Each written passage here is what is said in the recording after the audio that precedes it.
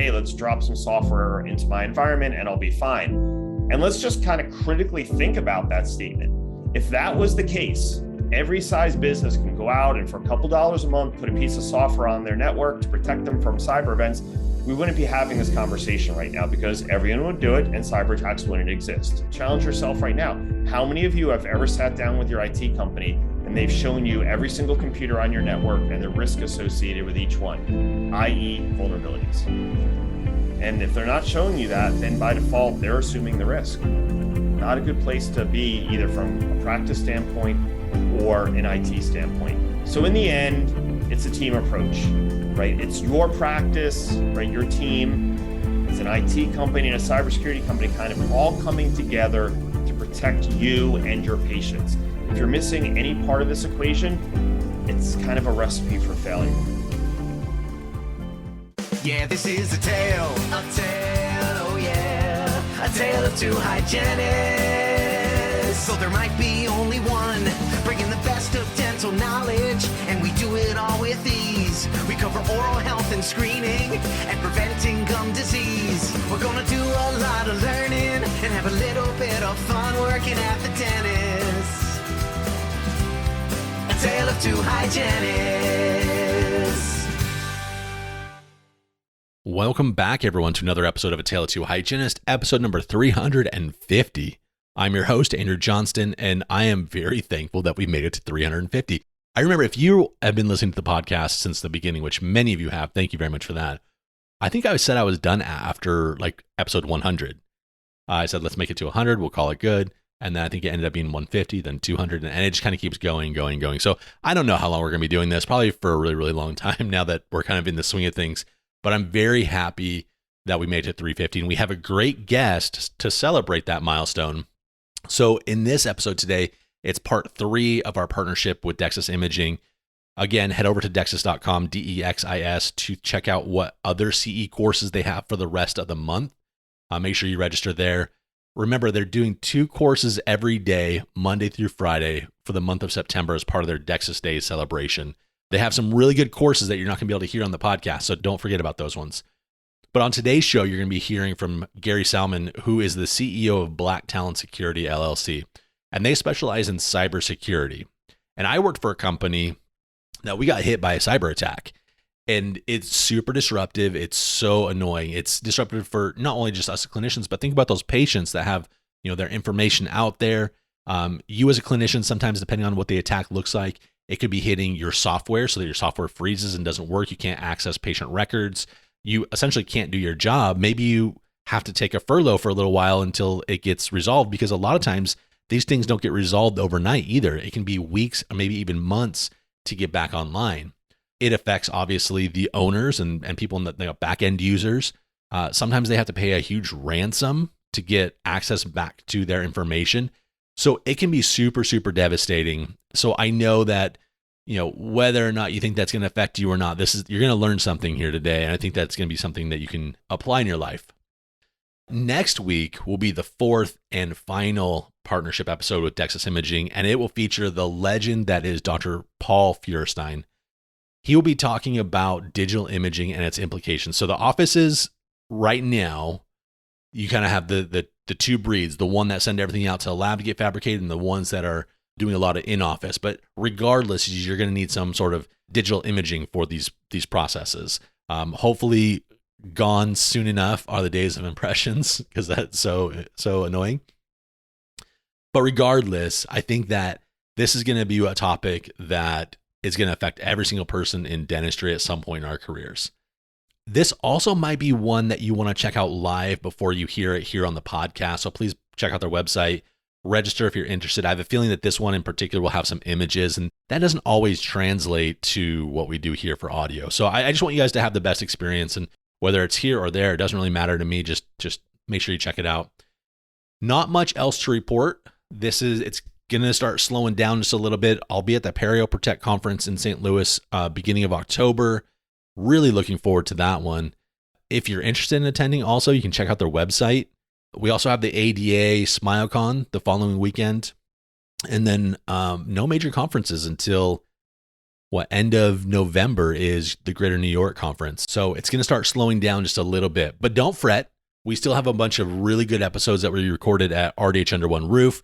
There's an instrumentation roundtable coming up with Jessica Atkinson, Amanda Hill, and Malia Lewis. We have episodes on doctor hygienist collaboration. I actually really love that one. There's an episode on infant and early child care, HPV. We're scheduling some episodes right now for later on in the year. It might be a little bit too sciencey, but they're going to feature some educators from USC on oral facial pain, oral motor disorders. There's one on osteoarthritis of the TMJ and non-odontogenic pain. And then I think the final episode will be on osteonecrosis of the jaw, something that we learned about in school. Not a lot of us have actually experienced it in clinic, but it's still a nice refresher to have. So I'll have more information on these ones when the time comes a little bit closer, but I'm really excited. We have some really good episodes, really great speakers coming up. And it's going to be probably a little bit different than what you've listened to on the past of our shows. So we're trying to give you a little bit of variety. So thank you so much for listening. That's all I have for this week. I hope you have a great week and enjoy this episode with Gary Salman. A tale of two hygienists. Hey friends, quick pause in the show to remind you about the CE offered for several of our episodes. All you have to do is click into the show notes and follow the link to the CE Zoom website. Answer a few of those questions about the episode correctly and you'll be rewarded the appropriate amount of CEUs. This wouldn't be possible without a partnership with our friends at TempStars. TempStars is more than just a temp and a placement service. They are clinician-led and education-focused and strive to perfectly match individuals and dental offices. Learn more about tempstars.com or go back and listen to some of their tip episodes. They are absolutely worth the listen. And now, back to the show.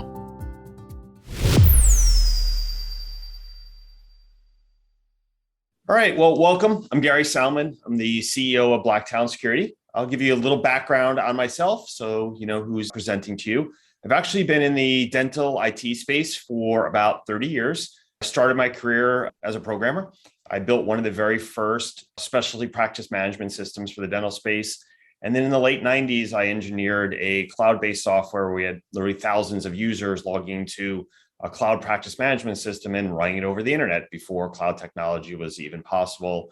And then a couple of years later, I started really getting into the security world related to cyber events and cloud technology, because even back then, there were cyber attacks, not ransomware like we're seeing today, and they weren't as prevalent as they are today. But I was digging my heels in pretty hard with those types of events.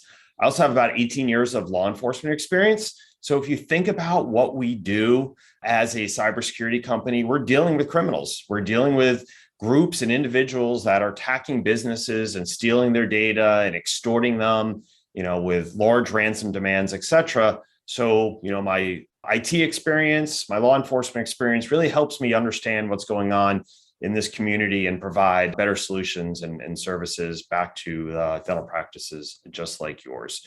So let's get started. So in terms of our agenda today, we're going to be covering a lot of topics. First, I'm going to help you understand what I like to call the broken mindset.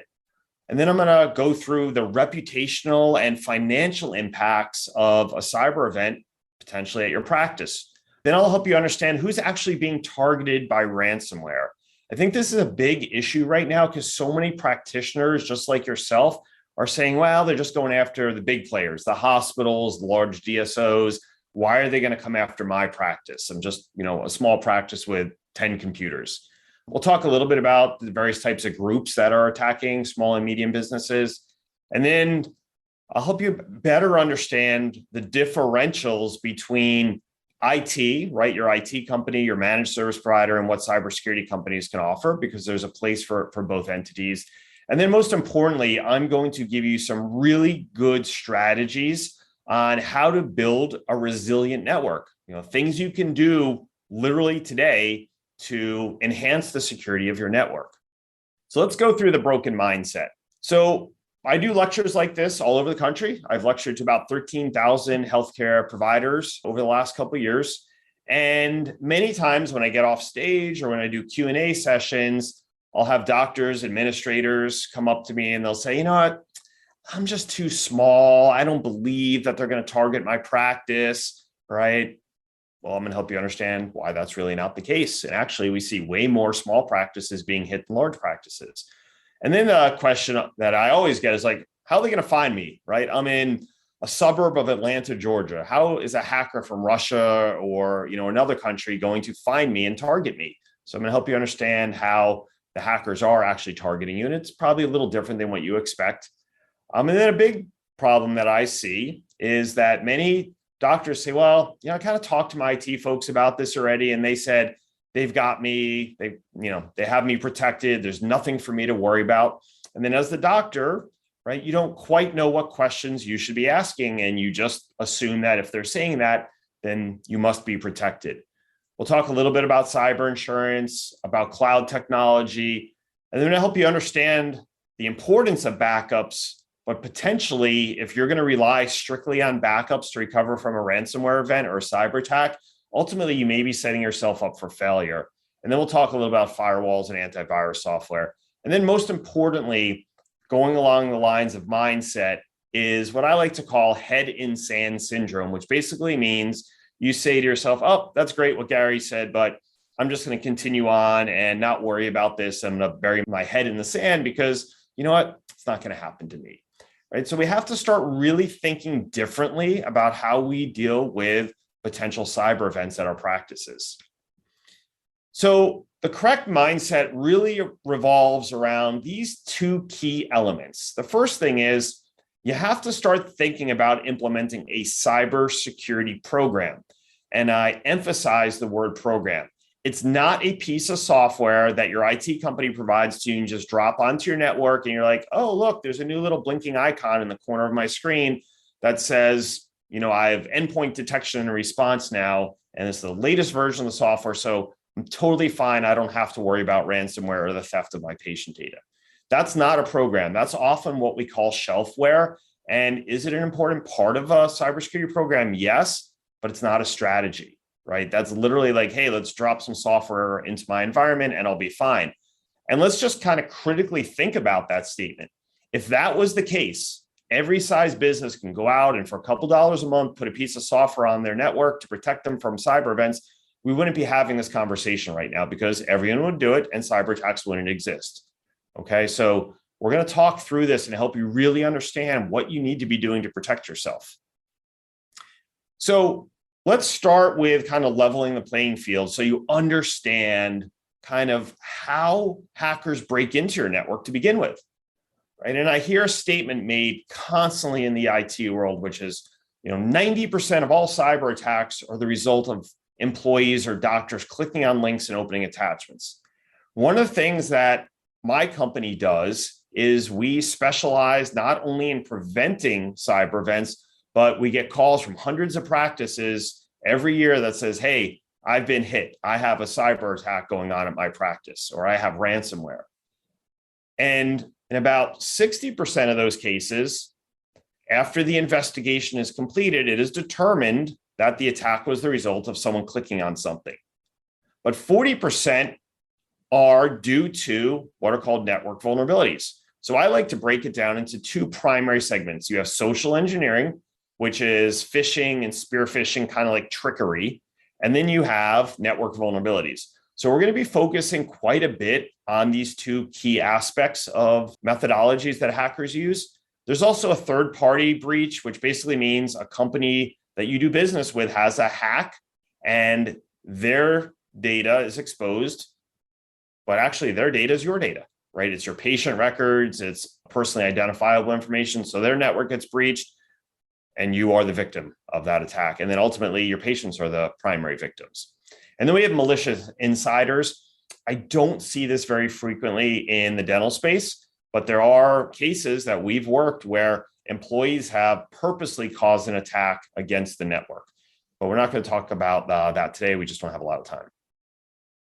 So let's start with social engineering as one of the primary ways that hackers breach your network. It's also known as click risk. This is when you receive an email. It could be from a practice down the street, a vendor, a supplier, an accountant, an attorney, a colleague. You look at the email and you're like, oh, this is my best friend. Let me open the link that she's sending me. And you click on the link and boom, 5 minutes later, you have ransomware on your network. And you're thinking to yourself, why would she send that to me? She's not purposely trying to harm me or my practice. Well, maybe her account was compromised, or maybe someone created a lookalike account to simulate an email coming from her. And because you recognize the name, you click on things. So there's various methodologies that hackers are using. One is obviously phishing, which we'll talk about in spear phishing, but there's also smishing, which is becoming very popular right now. And that's where you receive a text message on your cell phone, and the message appears to be coming from a bank, a financial institution, credit card, right? Someone you know, someone you trust, right? Amazon, you get the idea. So regular traditional phishing is really the spraying of emails to solicit a response. And often the hackers will simulate these emails and make them appear to come from Amazon or Microsoft or Chase, right? Institutions that most people are familiar with. And I would argue, if you look at this list, many of you probably have one or two of these, and some of you may have accounts or relationships with all of these companies. And when you see that email from one of these companies, you instantly react. You're like, oh my gosh, I didn't order anything from Amazon. Maybe my wife did, right? My husband, my child, whatever it might be. And then you're clicking on the link to see what they ordered. And that's a malicious link that ultimately results in attack against your network. Or you give up credentials. You give up a username and a password to a bank account or to log into one of these websites.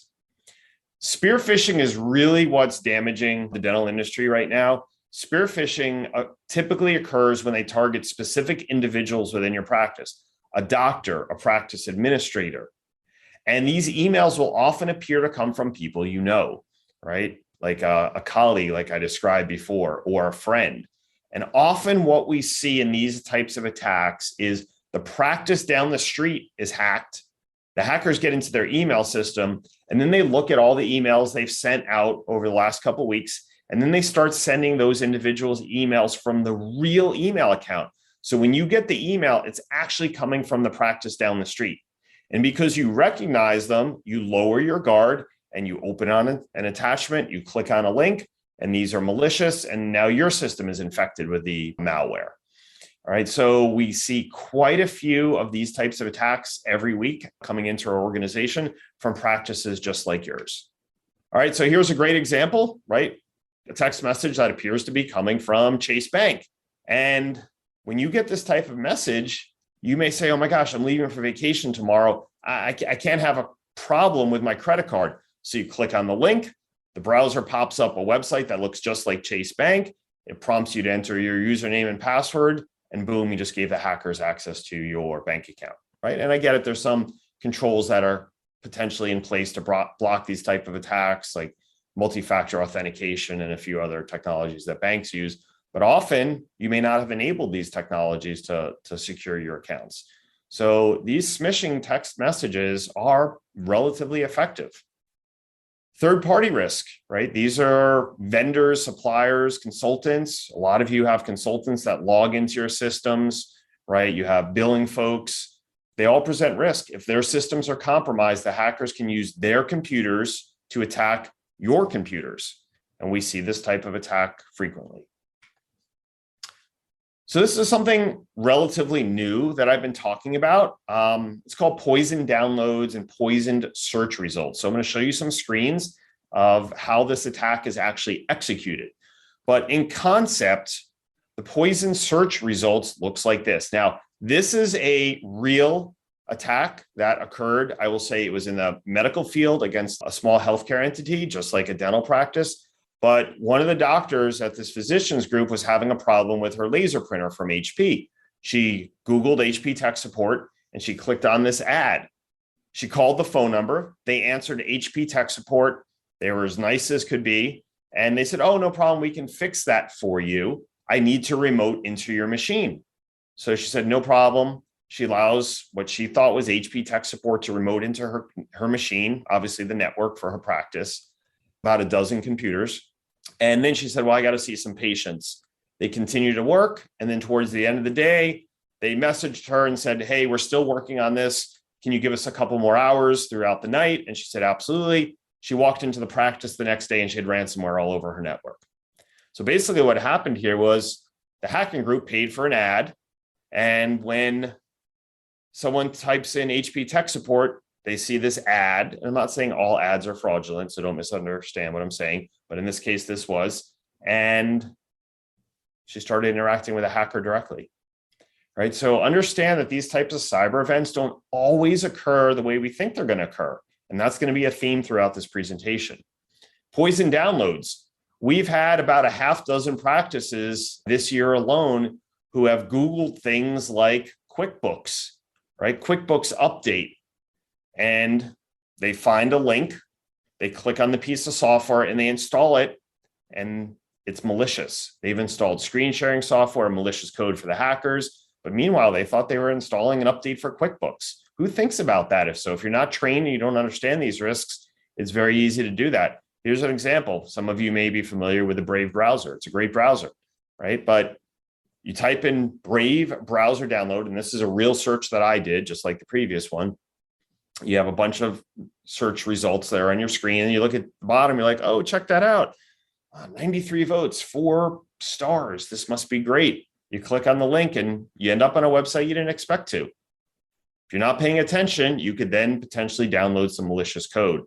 Or maybe you're trained and you understand these risks and you're like, that doesn't look like a legitimate website. I'm not going to click on that.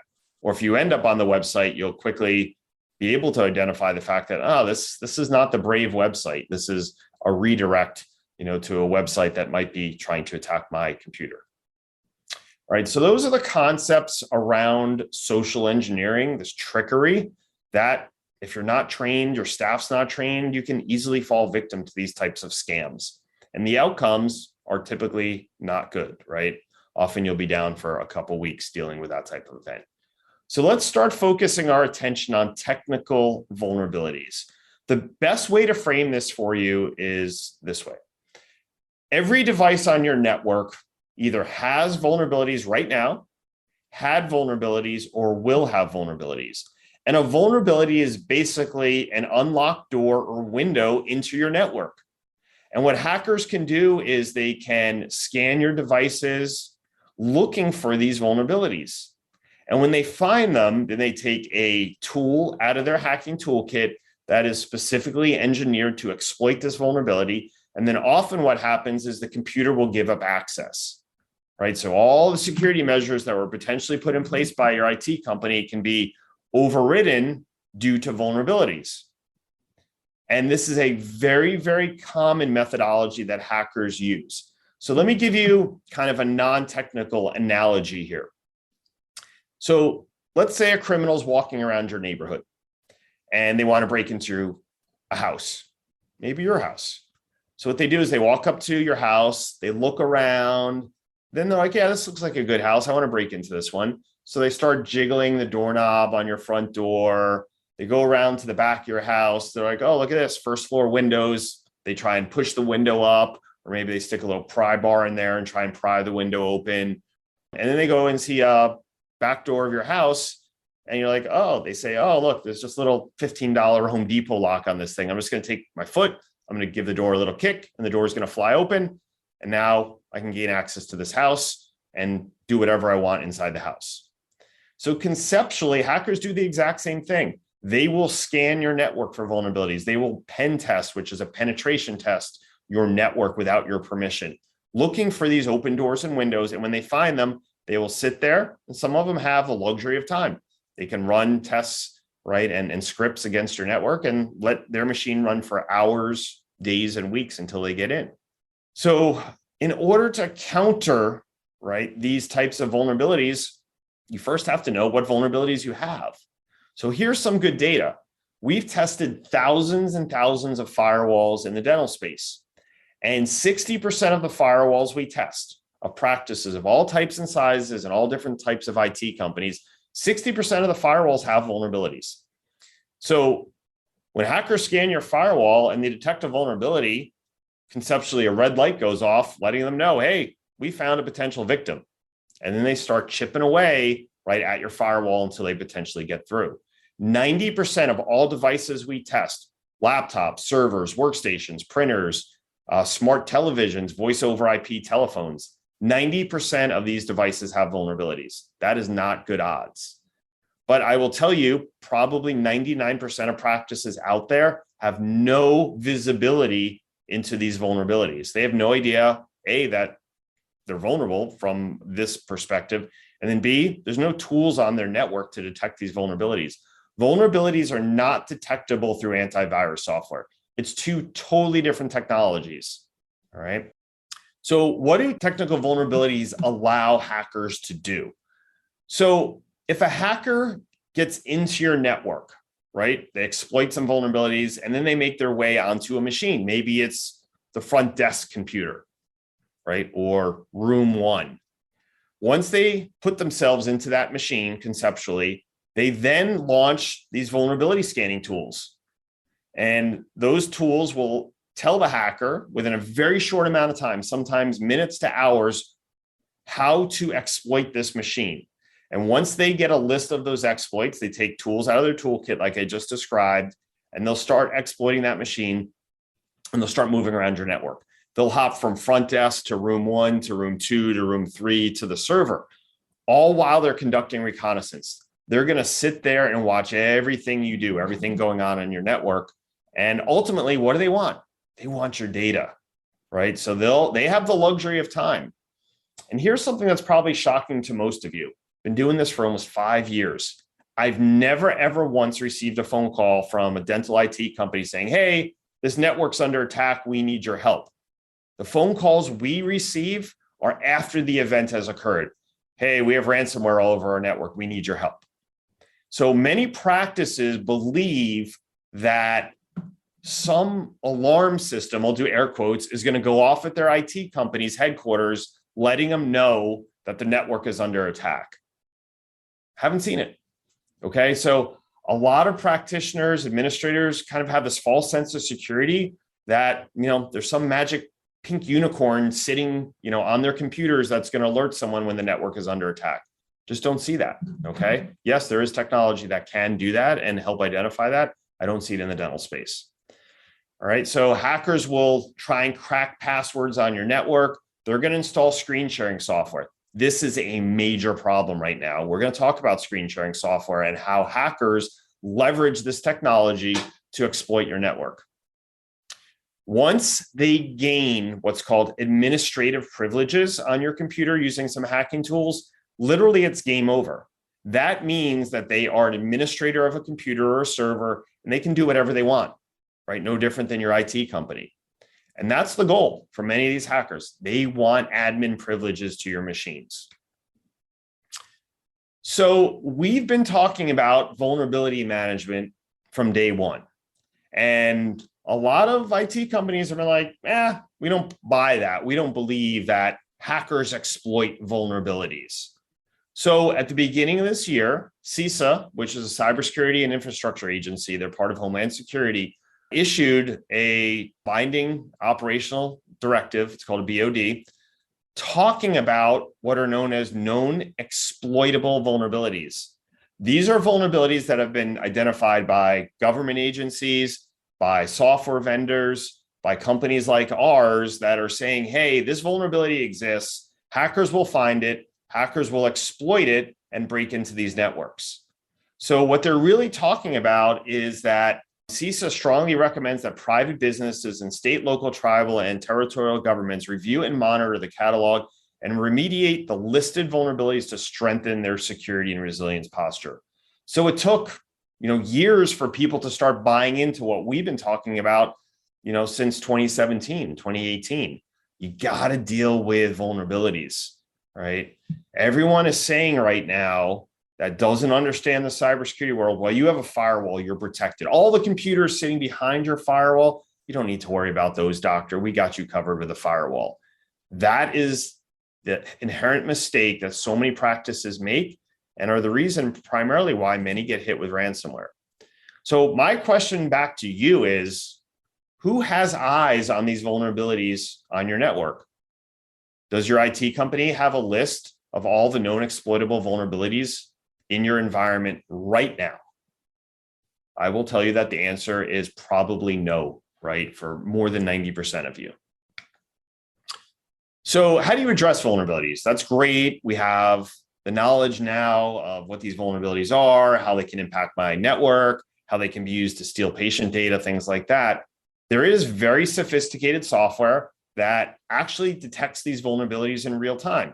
as I alluded to before, it is not antivirus software, right? That's like saying, hey, I have transportation, I'm going to go flying with my motorcycle. Doesn't work. I know it's a stupid analogy, but conceptually you get it. So you have to have technology in your environment that identifies these vulnerabilities. They have to be analyzed by a cybersecurity analyst, right?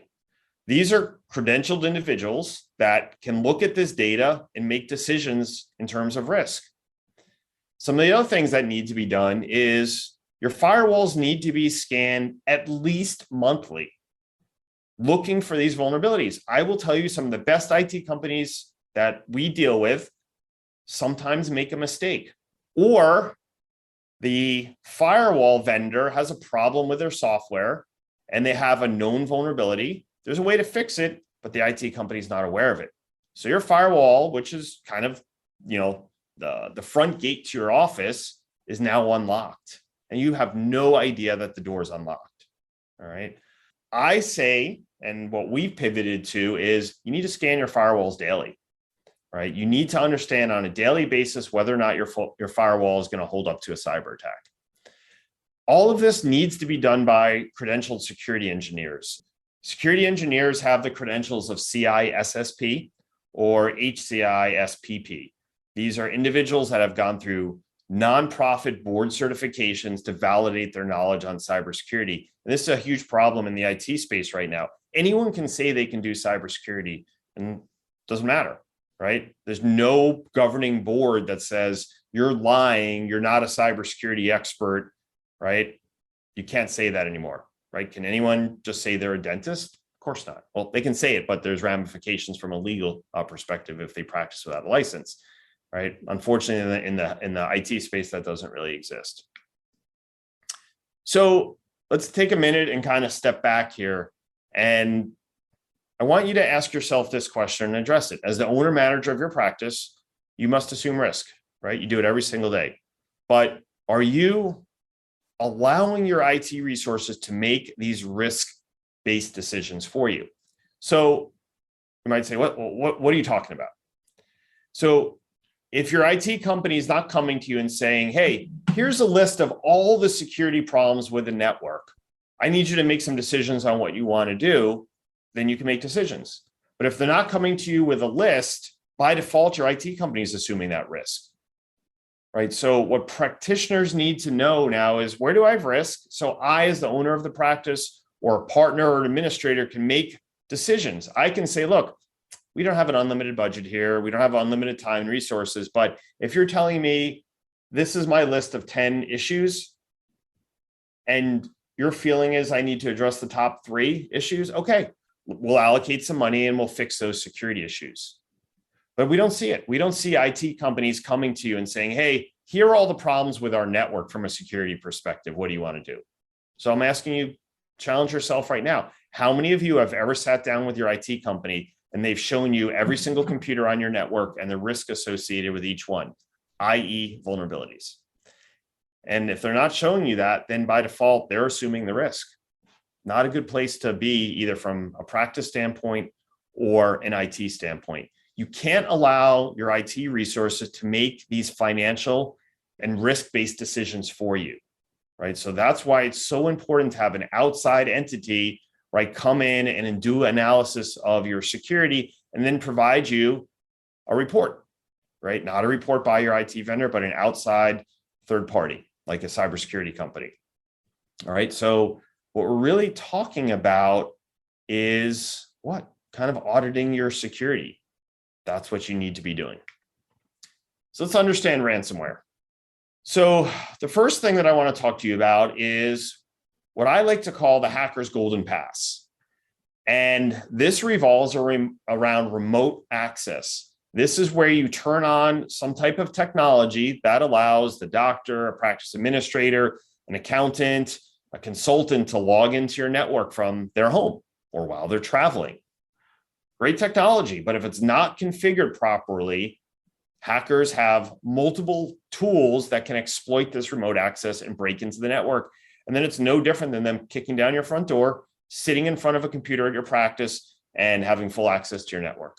All right. So one of the things I will challenge you with is, do you have any idea who has remote access into your network, whether or not the technology is properly configured. And if you don't, that's tremendous risk that you are allowing to exist within your practice, right? So there are controls that can be put in place that can help better secure remote access, but a lot of times practices are using tools that are free, that don't support some of the common methodologies like multi-factor authentication, strong passwords, things like that, that can help reduce the chances of being breached through remote access. You need to start thinking differently. You need to start using business class tools that are designed for businesses, not for the private individual. And these technologies like MFA and strong passwords must be enabled. All right, so one of the things that I would like for you to do now is take a couple minutes or so and start jotting some things down. Who has remote access, right? If I said to you right now, we were face to face and I said to you, who has remote access to your network? Could you verbalize that to me? Something you need to know. What happens when you terminate doctors or employees? Do you pull back their access so they can't remote into the system? We've had cases where terminated employees have sat at home and caused damage to the network, right? It's vindictive. They didn't appreciate being fired. So in terms of the targets, I will tell you that practices of all sizes are being targeted. Hackers don't care if you have 6 computers in your practice, 60, or your DSO with 600 or 6,000, right? They understand the value of the data that you have, i.e. patient data. Another target is managed service providers and IT companies. There is a specific hacking group out there that actually looks for and targets IT companies, attacks their network, and then uses the IT company's computers to attack your network, right? Really, what are they doing? They're attacking all of their clients. Understand that ransomware is destructive, all right? It's not just they encrypt your data, right? And I'll talk to you about this in a minute. Not that they just steal your data, but in many cases, the deployment of this malicious ransomware code damages the computer's operating system, and you have no choice but to format the hard drive on all of the computers in your practice and rebuild from scratch. And then think about all the applications you use. You have practice management software, you have imaging, you have text messaging, you have phone systems, you have payroll, right? You have accounting. These all have to be reinstalled on your network. So what's ransomware, right? You've seen it on the news. You probably have colleagues that have been impacted by it. But really, what is it? Well, first of all, it's malicious code, right? Hackers engineer this code and it's delivered through an email or through a hack. Then what happens is the ransomware basically takes all the files on your workstations and your server and locks them with an encryption code. So once the encryption is complete, you can see the file on your computer, but when you go to open it, computer can't open it because it's encrypted, it's locked, it's got like a padlock on it. And the only one that can open it is typically the hackers. They have that key to unlock it. Can't call, right, law enforcement agency and say, hey, can you come to my office and crack this code? Doesn't really exist. Most of the encryption that hackers use will take even the most powerful supercomputer about 1,000 years to break.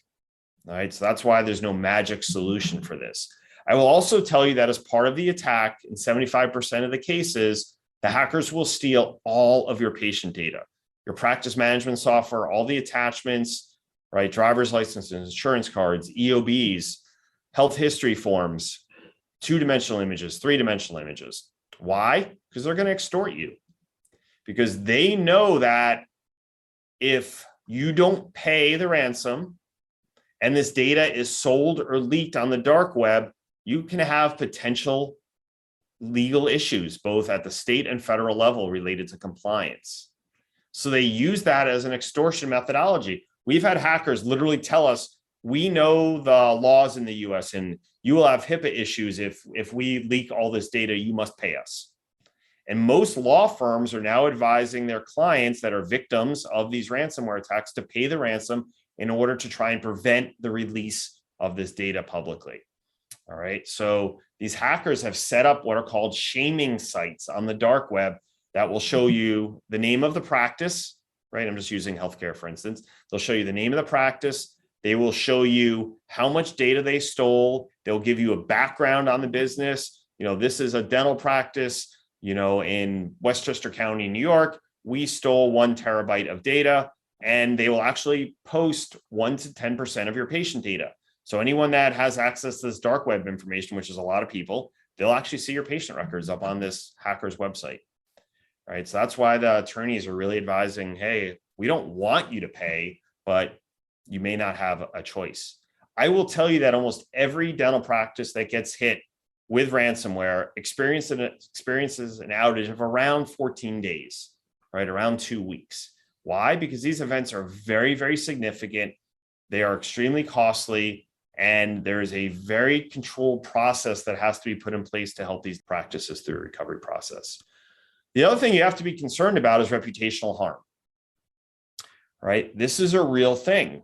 If you have to report to your patients that your network was compromised, their patient records were potentially accessed, now all of a sudden, what do people do? They're vindictive. They're mad. So they go on websites, right?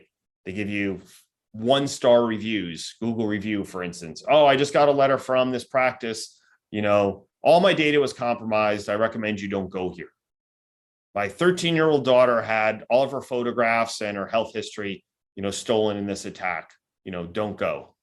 Reputational damage is a real thing in the cyber world right now. And the hackers absolutely know this, and they leverage this as a form of extortion to try and get you to pay the ransom payment. All right. So what's the financial impact? Well, really the financial impact is the loss of business operations. As I alluded to, you're going to close your doors for about 2 weeks. And in many cases, all the patients that were scheduled for the next 2 weeks, they're still showing up. Why? You can't access your schedule because it's all encrypted with ransomware. You have no idea which patients are coming in. So now, not only can you not treat these patients are getting upset because they took time off from work, they got a babysitter, whatever it might be, and now you're sending them home and tell them to call back in a week or 2. You potentially have legal issues. You have compliance issues related to HIPAA and state laws for the disclosure of this patient data, even though it's not your fault per se, but that's how the laws are written. You have a ransom payment. I will tell you, most small practices with less than 10 computers will expect to pay around $45,000 just for the ransom payment. We've had practices, and I'll share this with you in a minute, that have had to potentially pay almost $1 million in these events. Can't access your system. So I want you to kind of think about this for a second. Think about all the things you rely on from these computers. You can't schedule, you can't bill, you can't do imaging, can't access your labs, right? Can't process claims. All your medical notes, right? All your dictation, all your health history is in that system, and it's locked up with ransomware. You can't access it. So how do you actually treat patients? We have some practices that get hit with ransomware. They run out to Best Buy thinking, oh, I'll be okay with 1 laptop. And within an hour or 2, they're like, all right, this isn't working, right? Can't function in a practice that's used to having, half dozen, a dozen, or even more, right? Some of the larger practices have hundreds of computers. They can't function anywhere at any of their locations. So one of the things you can do is take a minute, list out all of the systems you rely on for your patient care. And you know what? That list is going to be pretty substantial. And then think about the systems you use for business operations. I alluded to some of them already. Payroll, right? QuickBooks maybe, or another financial package. And then imagine not having access to any of this information. And then say to yourself, all right, if my practice management system went down, what would be the impact to us? How do we function as an organization? Probably can't, right? If our imaging went down, how do we take x-rays or retrieve x-rays? So what processes can you put in place to try and mitigate some of these outages and potential impact to your patients? So we talked a little bit about the screen sharing software. About 75% of the practices that now get hit with cyber events, the hackers will deploy screen sharing software. Now, here's the problem. Many of you probably recognize some of these products to the right. Go to My PC, TeamViewer, Splashtop. These are very, very common applications in the dental space. They allow your IT company, they allow you to remote into your system. Since they are off-the-shelf software, do you think that antivirus software will block them? So a hacker goes to install Go to My PC or Splashtop. Is your antivirus software going to trigger and block the installation? The answer is most likely not. Very, very low likelihood, probably single-digit percentage points that anything is going to get triggered here to alert someone that this product is being installed. So now what happens once they get this on your network? They have untethered access to your environment. They sit over in a foreign country and they're like, oh, I need to get back into this practice. Boom. They click on the little icon, they connect to your network, and it's as if they're sitting in your office. And then they open your browser, they open your email, and that is a waterfall effect, right? A whole bunch of really bad things can start happening from there when they get into your email, where they look at your browsing history and they start logging into websites that you frequent. So when they access your browser history, they're going to see every website you've gone to, and then they're going to start clicking on those in the history. Now, all of a sudden, a website appears, and then maybe Google Chrome or your Safari browser inserts the username and password, and then the hacker hits OK, and they've logged in as you. All right. Or like I said, they access your email and they start emailing patients. They start emailing people in your practice, external practices. It can trigger a very significant chain of events that you may not be prepared for. What if they access your practice management system through this screen sharing? So it's an issue. And then the big thing we see is because they log into your machine, they'll start disabling the computer's defenses. They'll shut down your antivirus software, right? They can reboot the computers. They can do lots of things as if they were sitting in front of them. So this is a recent case we dealt with. This was a 6-location group up in New England. They got hit with ransomware. Every single machine throughout their locations were hit with ransomware. Not a single machine was spared. Operationally, they were 100% down in 6 locations. And I get it's probably a little bit bigger than the average size practice for sure, but this is very common with practices of all sizes. They were down for 9 days. The hackers got every machine, every server, every laptop, and all of their backups. Every single device and backup was encrypted with ransomware. They stole 190,000 files from this group. It was labeled as the most advanced form of ransomware in existence. And to this day, just a couple months later, nothing has replaced it. In fact, when we got on the phone with the FBI, they acknowledged that this victim, this dental practice, was only the 2nd victim in the United States to be hit with this variant of ransomware. This wasn't a Fortune 100 company that generates billions of dollars a year. This was average dental practice. So what are the waterfall effects of a breach? We just started touching on that. Well, if your network gets hit and they steal your data, could your patients become future targets for them? Absolutely. Can they perform identity theft on team members in your practice, doctors, patients, right? They can steal usernames and passwords to breach other websites, maybe use the same password over and over again. They could disclose operational information about your practice, things that you would not want released to the general public. So let's understand the difference between IT and cyber. So I like to say that every practice has Dave, the IT guy. Now, Dave could be a one-man shop, right? He's been great. He's helped you out over the years. He's a small operation. And every time you have a problem, Dave answers the phone 24/7 and helps you out. And that's great. There are tons of really, really good individuals out there helping out practices. And Dave could be a big IT company as well, and everything in between. And they all play a very, very important role in helping you function as a practice. But going back to what I said before, they shouldn't be auditing their own security work. What are their credentials? Just because Dave is good at fixing computers and putting in new stuff and getting you out of a bind doesn't mean they understand security. It's a very, very different trade, right? Craft than traditional IT. So what we typically like to say is there's a good comparison with the healthcare industry. Your internist is a generalist, right? They're like Dave.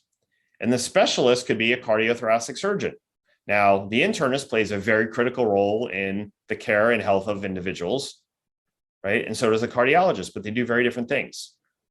Your internist isn't going to crack your chest and do open heart surgery on you, We understand that. And the cardiothoracic surgeon isn't probably going to see you for your annual physical, right? That's why it's important to have both, right? We talked about a piece of software not equaling a cybersecurity solution. This is a core issue right now. I see it all the time. Doctors will say, I just upgraded my antivirus software, so I'm set from a cybersecurity standpoint. Okay, maybe that's 25% of what you need to be doing from a security perspective. But in their mind, in your mind, you feel like, hey, I'm good now. They can't audit their own security. Very, very important, right? You need checks and balances with this type of stuff. And almost every doctor that's been breached will say to myself or someone in our organization, you know what? I had a really good IT company. I thought I was covered. I even had this conversation with them and they told me I was covered. Right? And then in many cases, the backups are destroyed as well. So you have no recoverable data, right? So you're forced once again to pay this ransom payment, right? So you can't have the fox guarding the hen house. And unfortunately, that's what we're seeing with IT companies. They're telling you you're okay and you're comfortable with that, but you have no data to validate whether or not you're actually secure, right? So the concept of self-auditing. This is something I want to talk about, and I just started recently discussing this. There's a whole other side to these cyber attacks that no one often talks about. The doctors are embarrassed to talk about, but it's the emotional impact of these events. We've dealt with hundreds of doctors who have been the victims, and that's what you are. You're a victim of this event. And what they often say is years later, they still suffer from PTSD. Every time they walk into their office, they're like, oh my gosh, am I going to see the red skull and crossbones in all of these computers again? That basically almost put me out of practice, right? So there's a lot more to this. It's an emotional event, right? You kind of start off, be like, oh, I'm going to be okay. And then you realize, wow, this is really bad. This may be, in fact, the worst thing I've ever gone through in my life because I'm watching my livelihood kind of disappear in front of me, to the victimization. Wow, this is going to live with me for a long time, right? So we have to understand there's that aspect of it as well. Many of these victims who are now clients of ours, at their 1 year anniversary, 2 year anniversary, they'll call up, be like, okay, this happened, 1 year ago. What do I need to be doing? Is there anything else I need to be doing? I can't go through this again, right? It's also an invasion of privacy. Imagine them reading all of your emails. Some of them are going to be about patients and some might be to friends, family, etc. You don't want to be put in that position, right? So it's kind of this personal thing as well. It's not just this financial transaction you're going to have to make with a criminal.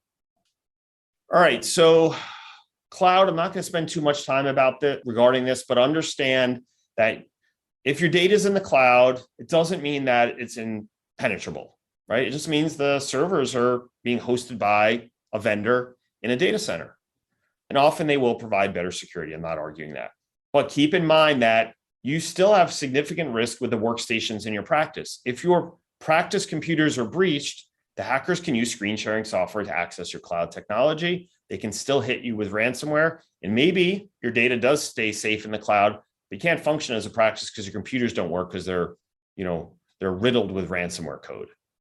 Cyber insurance is really important. I tell every single practice, go out and get cyber coverage, right? It's getting more and more difficult to get right now, and the price and premiums are going through the roof, right? But by implementing strong cybersecurity and proving you have cybersecurity in place actually helps lower premiums, and you may get a pretty significant discount if you prove, hey, I'm having my cyber done by a third party. They're, an independent org from my IT company. Here's everything they're doing. And when you go to get a quote, that is often taken into account, right? But costs associated with these events are ridiculous, right? Some practices, even smaller ones, will spend way over $100,000 to deal with an event.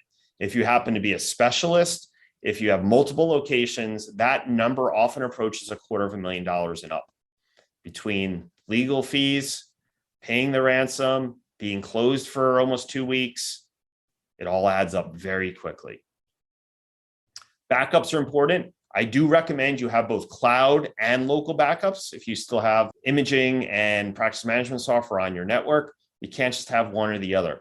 The hackers will often access one or both of these technologies, kind of have to have some redundancy, but understand, even if you have a backup and the backup is viable after a ransomware event, because they most likely stole your data, you will probably still have to pay the ransom, the extortion fee, because you can't have them leaking your data. So a lot of practice are like, oh, I have 3 backups, so I don't care if they hack my system. It's the wrong mindset. So how do we fight back? How do we build these resilient systems? So in the end, it's a team approach, right? It's your practice, right? Your team. It's an IT company and a cybersecurity company kind of all coming together to protect you and your patients. If you're missing any part of this equation, it's kind of a recipe for failure. So this is a great screen to take a capture of the 10 ways to build a resilient system. Use strong and unique passwords, right? Never, ever repeat passwords across websites or applications. Use a password management tool like LastPass. Turn on multi-factor authentication for your email. If you have email and it doesn't support multi-factor authentication, I'm telling you, switch platforms, okay? Because that could cost you a lot of money if that's breached. Turn it on for banks, financial institutions, anywhere that supports it, turn on MFA. So you get this text code that you have to enter upon entering your username and password. If your system supports encryption at rest, turn it on, especially wherever your images are stored or your practice management is stored. Talk to your IT company, talk to the suppliers of that technology, and make sure they support it. But this is something that is often free that you can just turn on. We covered backups. You must conduct a security risk assessment. It is required under HIPAA. It should be done by what's called a virtual chief information security officer with actual credentials, not someone that's just putting a piece of software on your computer, printing out a document and handing it to you and be like, here you go, Mary, here's your security risk assessment. Have a good day. You must conduct cybersecurity awareness training. This is required under HIPAA. Your entire team and all of your doctors must be trained on how to identify threats. This should be a formalized program, not, hey, let's bring in some pizza and over 5 minutes, I'm going to tell you not to click on anything. That is not training, right? Search out specific platforms that are designed to educate and empower your team to not click on this type of stuff. You must do a penetration test. Penetration test is conducted by a cyber company using ethical hackers, right? These are good guys that work for the cyber companies who will assume the role of a cyber criminal and try and break into your network to gain access to your data. You should also be getting rid of traditional antivirus software and implementing a new generation of artificial intelligence-based technology called extended detection and response. This technology is highly effective at detecting attacks and blocking some forms of ransomware. There's no technology that is 100%. So if you're being sold a firewall and antivirus software as your cybersecurity solution, it's a huge mistake, right? You must have this multi-layered approach in order to protect yourself. And then once again, seek specialists, not generalists. All right, last slide. I put this matrix together to kind of help summarize everything we've talked about. At the top are the key elements that your IT company should be providing. A good firewall, good antivirus software, right? Hopefully XDR type technology, extended detection and response technology instead of traditional antivirus software, and then multiple backups, local backups, cloud backups. You have to have that. And then in order to have this multi-layered security solution, you need a third party, right, to come in and do this real-time vulnerability management on your computers to check for these entry points, scan your firewalls on a daily basis, do the pen testing, execute on the security risk assessment so you understand, where you may be doing things in your practice that are putting you at risk, conduct training, things like that. Your network needs to be monitored, right? There needs to be someone, at a third party that is watching your network to see if the network is being attacked, to see if there are vulnerabilities that can be actively exploited, to watch this XDR software to see if it's, autonomously fighting back against hackers, right? So as we kind of started the presentation out, security is about a holistic approach, or is a holistic approach, I should say, right? There's multiple layers that need to be in place at your practice to be secure, right? So one of the things I'll challenge you with is looking at this list, what's missing from your security layer, right? If you don't have pretty much all of this, it's not best practices, right? you're only doing a portion of what you really need to do to protect your livelihood and your patient data. This is how you build resilient systems, by implementing these types of technologies. But in the end, you have to stand up for yourself, right? By implementing these types of technologies, most likely the hackers aren't going to invest their time hitting your system. It's just not worth their effort. There's too much low-hanging fruit out there. So they're just going to move on to the next network. All right. So with that being said, I want to, first of all, thank you. I truly hope you learned something today. I'm all about education, right? So you can make good decisions for your practice. And a lot of practices that have been victimized, they all say the same thing. If I'd only known, I would have done this. Yeah, this is a tale, oh yeah, a tale of two hygienists. So there might be only one, bringing the best of dental knowledge, and we do it all with ease. We cover oral health and screening, and preventing gum disease. We're gonna do a lot of learning, and have a little bit of fun working at the dentist. A tale of two hygienists.